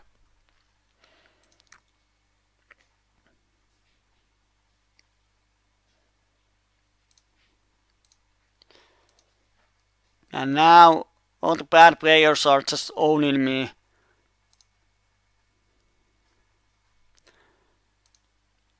And here comes 3-bet from David. His 3-betting range is super tight, but when we play cold caller,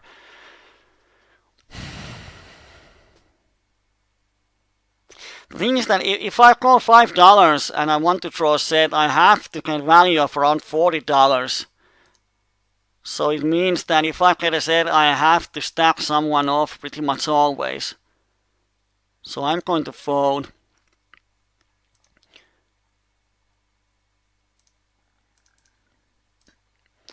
Here on table 2, I flop top and bottom 2 pairs. I'm going to donk because it's a 5-way, but no one is going to bet this flop with a bluff. And I block pretty much other 2 pairs or sets, so I'm going to donk bet. And if someone has a set or 10-8, they're going to raise me and I can just fold. And if they call, it's just let's hope for free to river card. And on table 1 we have overpair and a flush draw. We're going to bet and probably he's going to hit the river. And there's half a pot. We have jacks as outs, 4, and we have 10s and 5. We have 4 outs probably. He probably has a jack, so he's blocking one of our outs. Half a pot. It's going to be close. I'm going to call it. Because if the board pairs like it does, we probably have some.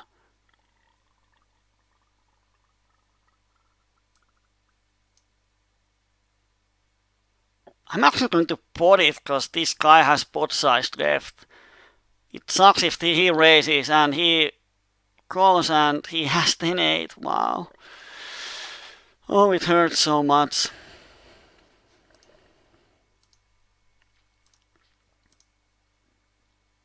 So he overplayed his 2 pairs. Of course, he had a flush draw, so he can bet call anyway, but man. It kind of sucks when you hit your hand and he has the hand that you think he would never have.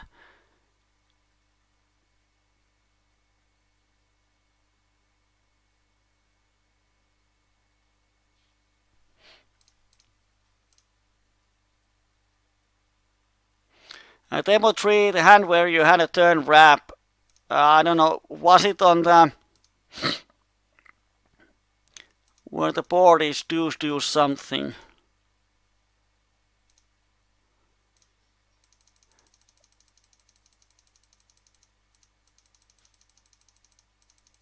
It's a four-way, but if it was a heads-up, but I would not sure. The thing is that when he calls this flop, he has something. So the worst hand he can have is something like pocket kings or pocket queens. And if he calls the flop, he's probably going to call the turn anyway. So I'm not barreling unless I have a reach, and he has only 1.5 pot size left, so he's never calling the flop and folding the turn. So there's no folding equity. So I'm often going to bet the turn with only hands that I can beat his range. So I wouldn't barrel him unless I have aces or trips or better any time on the turn.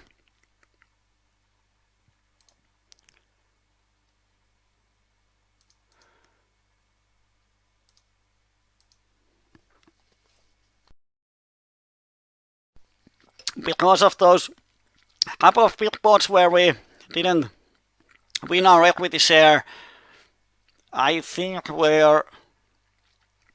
suppose we're close to break even today. Although I have lost the count on how much did we win and how much did we lose.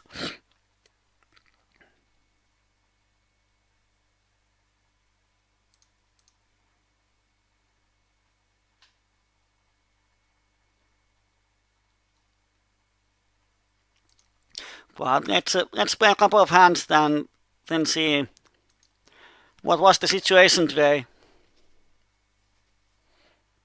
So if you have any questions for today, you have around 5 minutes to ask them.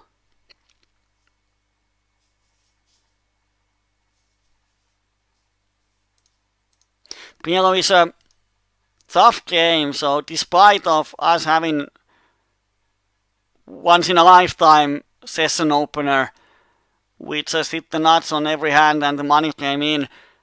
Despite the hot start, the last part of the session has been pretty bad. I think we have won just one big pot against the Finnish player with our flop full house. But other than that, every time we put the money in, we have lost, or if it was a big pot, someone hit the river. But it happens.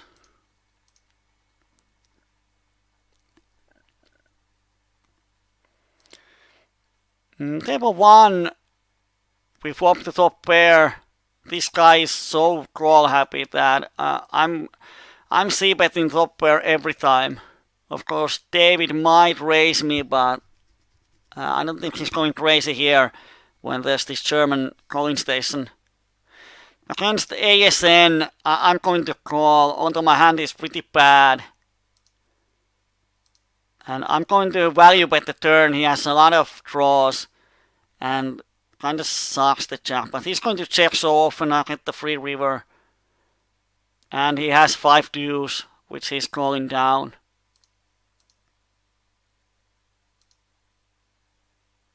And I'm just keep open because I want to play against this guy.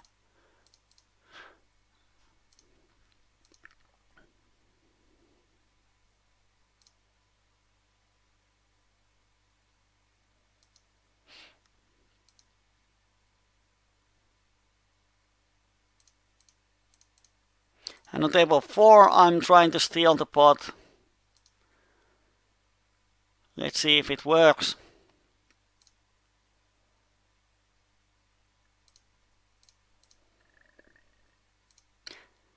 Master J call as well. We got the flush draw on the turn, so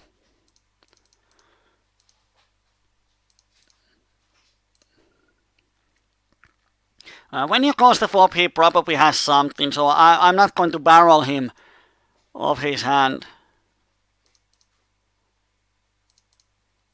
And here we have the ASN, which is similar to this table 1 guy. And this guy shoves, so there's so much money in, I have to get it in. And we actually have sort of a best hand. But not anymore when the flop comes.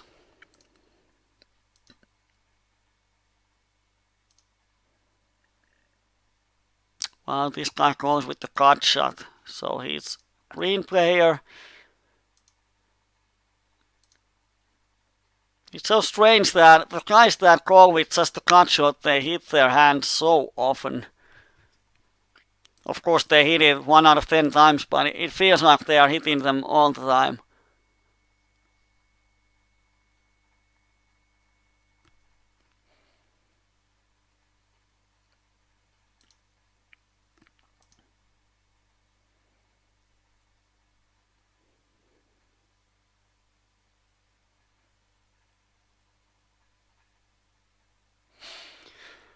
And there are this player, this one, and this one that I really like to play against, so I'm not leaving the tables yet.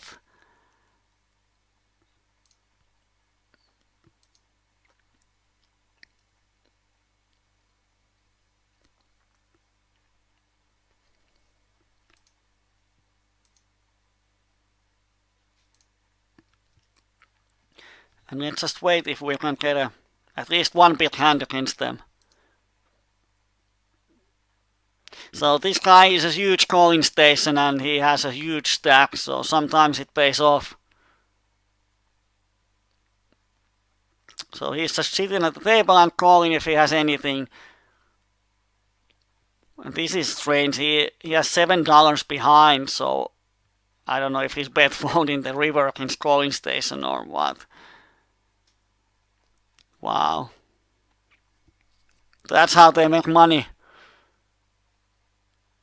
Did he even have the cut shot on the flop? 6-1, yeah, he had a cut shot. Cut shot on the flop and actually he had a double cut shot. So of course it's better.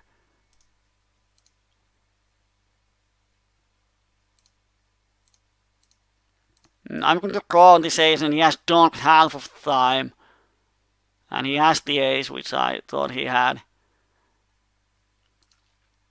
But he just gave me such a great price to draw my set or flush draw.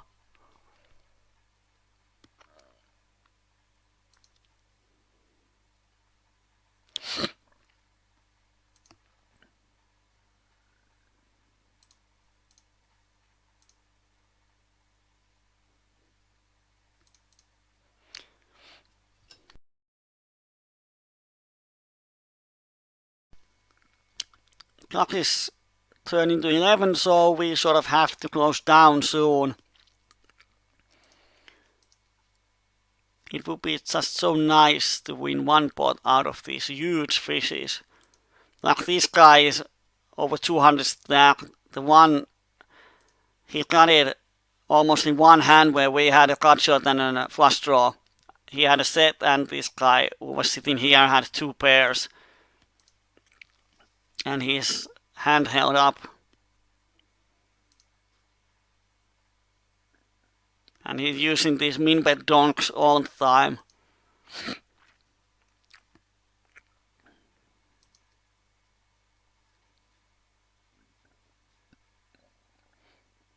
Now on table 1 this guy donks for full pot for the first time. Would be interesting to see what he has if the hand goes to showdown.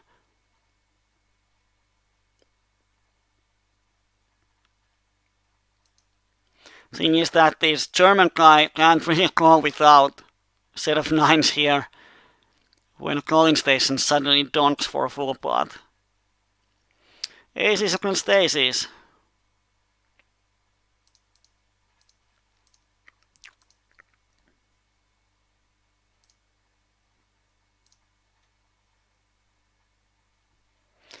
And David 3 bets. We have to fold our queens unless they both call.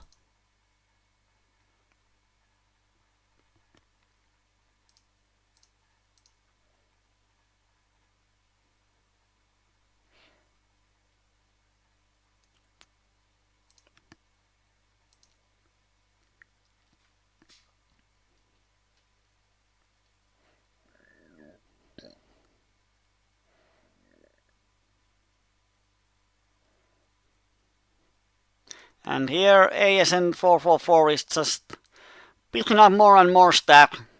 Now he's hitting the nuts all the time.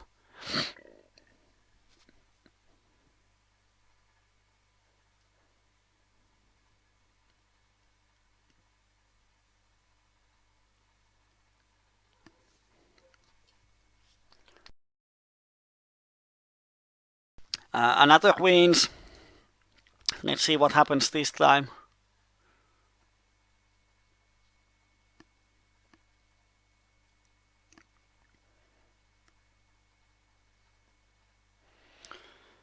And not much. We have the overpair and some backdoor stuff.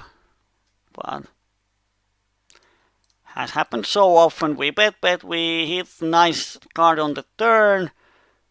But now we just have to see what happens on the river if it calls.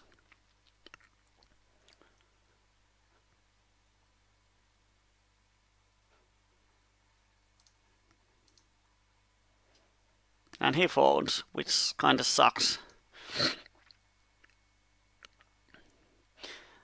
Well, the clock is 11, so I think it's time to stop this. It has been pretty boring last hour or so. And table 4, we open hand, but we totally missed the flop, so there's not much we can do. Well, he's going to fold. I'm going to stab actually, because it's a three-way, but I think David he's not going crazy on this flop, because there's this one guy. And when he calls, he probably has a flush or a set. And I don't have the ace blocker, so I'm not going to barrel him.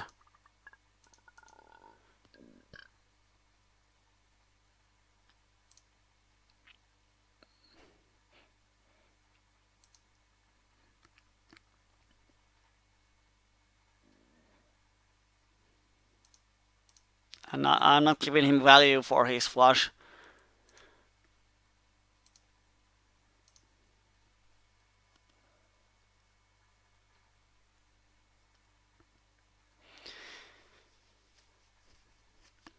So as we're playing the last hand, I'm going to open my poker tracker and see what's the results. Ooh. Wasn't what I expected. I'm going to show it to you in a moment.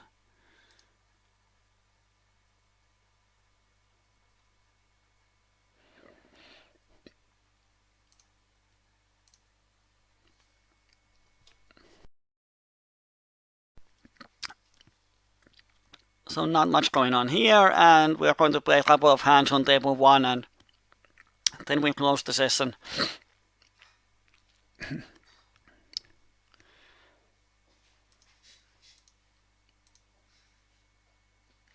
Yeah, it's boring when you don't have the nuts, but there hasn't been any super interesting spots. I think one of the most interesting hands was the one where we had a flush draw and gut shot.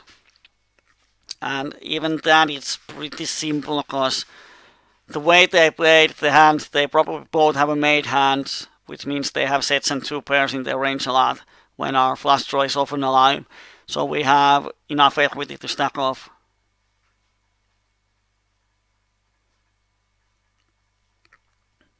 But other than that, there hasn't been a lot going on.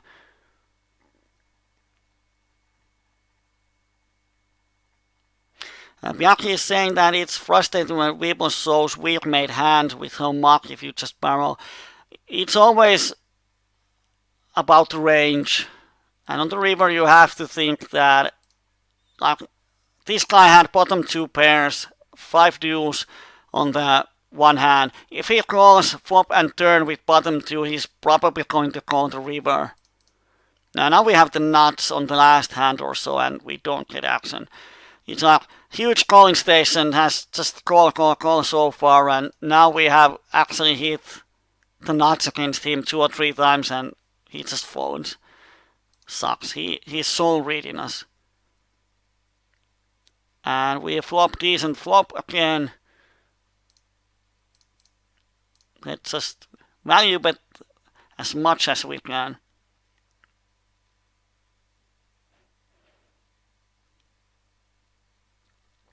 He raises us.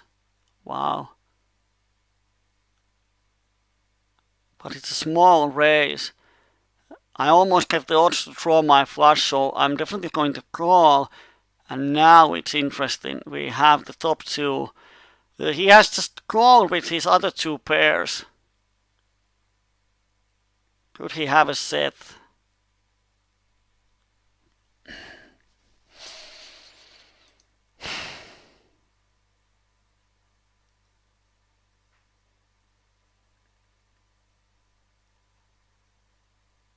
I don't think he's been such a passive player that I don't think he's betting any ace-6, ace-deuce here.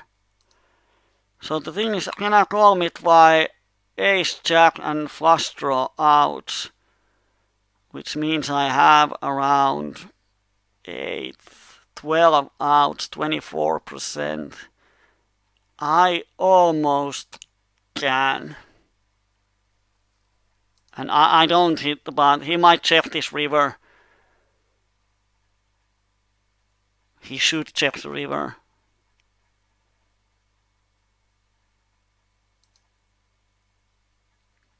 And when he bets, I think I'm often beat. But on the turn, I think my flush draw outs are alive, and ace and jack gives me higher full house even against set. So I have the odds to call. And when he leaves, it means he might be bluffing. Actually, he got fed up that I value betted him so much. So might be that I actually had a best hand there on the turn. But yeah, it kind of sucks. We lost quite a big amount on the last hand.